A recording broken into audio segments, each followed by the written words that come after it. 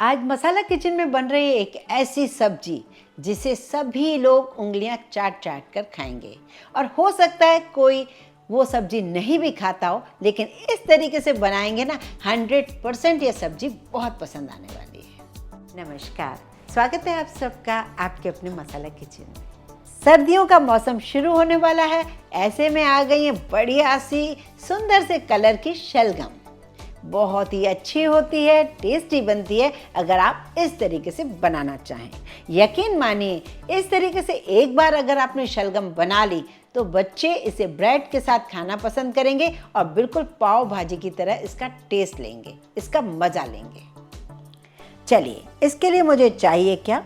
यहाँ मैंने लिया है आधा किलो शलगम, जिसे मैंने धोकर छीलकर बारीक बारीक काट लिया है।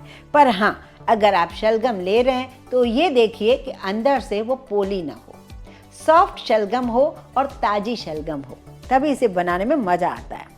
3 से 4 मैंने टमाटर काट लिए बारीक, थोड़ी सी अदरक है और हरी मिर्च है।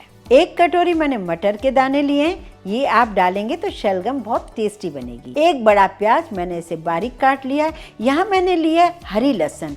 हरी लहसुन अगर आपको मिल जाती है तो इसमें ज़रूर डालिए, इन केस नहीं मिलती है तो नॉर्मल वाली लहसुन को आप 1 बड़ा चम्मच ले सकते हैं। और बाकी है मेरे पास यहाँ पर मसाले, तो मसाले हम जैसे जैसे डालते जाएंगे आपको बताते जाएंगे। चलिए अब शुरू करते हैं। यहाँ पर मैंने लिया है 1 प्रेशर कुकर। प्रेशर कुकर में मैंने 1 चम्मच डाल दिया है ऑयल। यहाँ मैं बहुत थोड़ा सा हींग और जीरा डाल रही हूँ। जीरे को थोड़ा सा पकने दीजिए।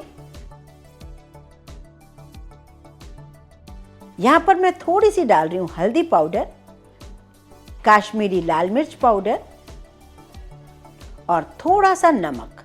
ये सारी चीज़ें मैं अभी कम कम डालूंगी क्योंकि मैं कुछ अलग करने वाली हूँ। शलगम को थोड़ा अलग तरीके से बनाने वाली हूँ, बिल्कुल पाव भाजी की तरह। अब ये कटी हुई धुली हुई शलगम हम कुकर में डाल देते हैं।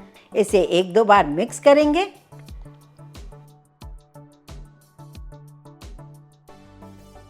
अब यहाँ पर हरी लहसुन मैं ले रही हूँ, जिसे मैंने आधा डाल दिया। मैंने पूरा 1 कप भर के लिया है पत्तों समेत हरी लहसुन, लेकिन आधी अभी डाल रही हूँ।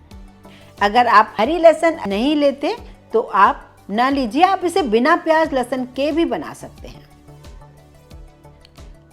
आधा कप डालेंगे पानी।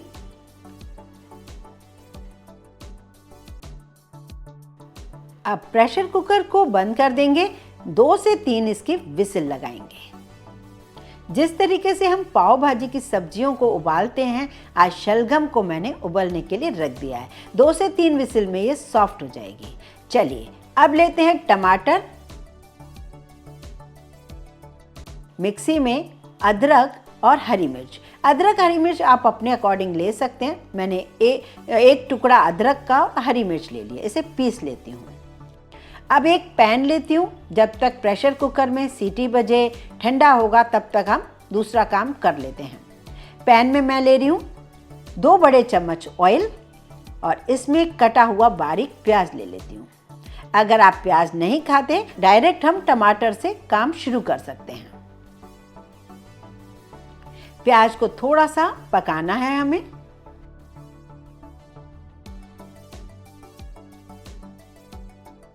ये देखिए गोल्डन कलर का प्याज हो चुका है। अब इसमें थोड़ी सी हल्दी, थोड़ा सा काश्मीरी लाल मिर्च पाउडर, दोनों डालने के बाद थोड़ा चलाएं और जो हमने टमाटर, अदरक, हरी मिर्च को पीसा है ना, बस वही हम इसमें डाल देते हैं। अब हमें यहाँ डालना है 2 चम्मच सूखा धनिया पाउडर, थोड़ा सा बचा हुआ नमक। हमने वहाँ पर सब्जियों के अकॉर्डिंग डाल दिया था, अब यहाँ पर मसालों के अकॉर्डिंग नमक डालेंगे। और यहाँ पर मैं डाल रही हूँ मटर के दाने। अभी ताज़े मटर भी आने लगे, पर ये मेरे पास मटर लास्ट ईयर के बचे हुए हैं। अब यहाँ पर एक सीक्रेट ज़रूर डालें, ये मैंने डाल दिया 1 चम्मच चीनी। शलगम में अगर 1 चम्मच चीनी डालेंगे, उसका स्वाद आप भूल नहीं पाएंगे। अब ये जो बची हुई लहसुन थी वो मैं इसमें डाल रही हूँ। अब इन सबको हमें पकाना है। कुछ कुछ लग रही है ना पाव भाजी जैसे। अब इसे थोड़ी देर के लिए कवर कर लेते हैं कि सारे मसाले पक भी जाएं, ऑयल भी निकल आए और मटर भी सॉफ्ट हो जाएं। चलिए अब प्रेशर कुकर को खोल देते हैं, इस भरते को चेक करते हैं। ये सॉफ्ट हो गया है शलगम। अब इसे हम इस तरीके से मैश करेंगे। पोटैटो मैशर से भी कर सकते हैं, करछी से भी कर सकते हैं, मथनी से भी कर सकते हैं। अब ये मैश किया हुआ शलगम इस मसाले के अंदर डालेंगे।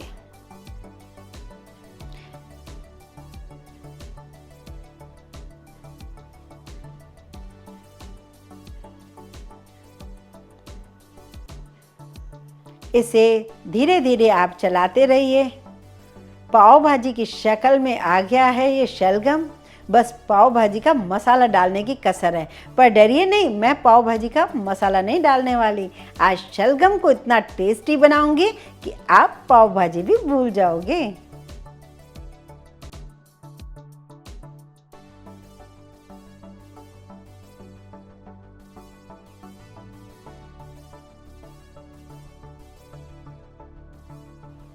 अब इसे थोड़ी देर के लिए कवर करके रख देते हैं। अब यहां डालूंगी मैं थोड़ा सा नींबू का रस।